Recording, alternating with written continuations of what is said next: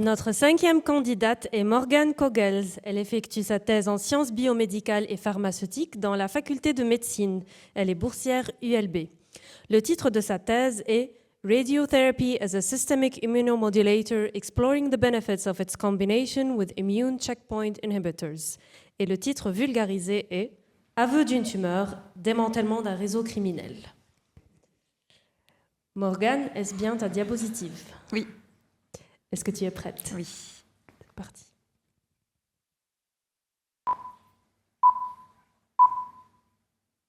Ça a été vous, cet hiver?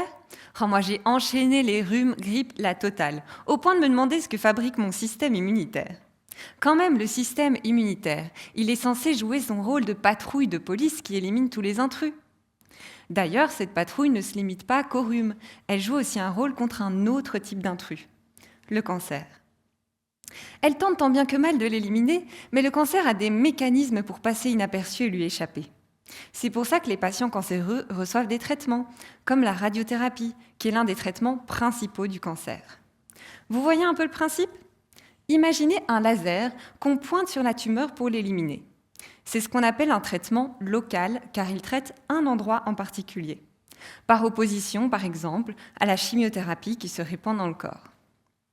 Eh bien, si je vous disais qu'un jour, un patient qui avait une dizaine de métastases répandues dans son corps était allé à l'hôpital se faire traiter. Dans ces cas-là, on ne peut pas irradier chacune de ces tumeurs, car elles se trouvent souvent à l'intérieur d'un organe qu'on ne veut surtout pas abîmer avec notre laser. Donc, ce patient, on a irradié une de ces tumeurs. Et en fait, après ça, toutes ces tumeurs se sont mises à rétrécir, jusqu'à miraculeusement disparaître. Ce phénomène, observé chez plusieurs patients, a été appelé l'effet abscopal, du latin qui signifie « loin de sa cible ».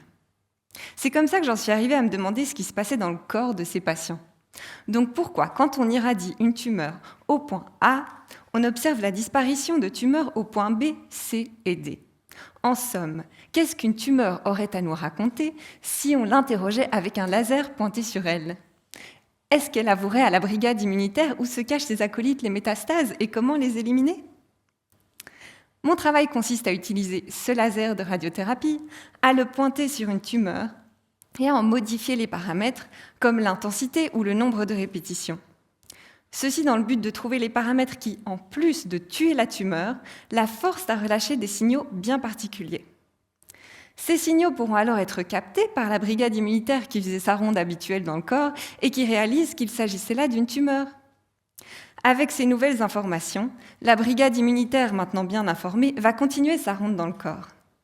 Mais cette fois, lorsqu'elle va tomber sur une métastase, elle aura appris à la reconnaître et pourra l'éliminer.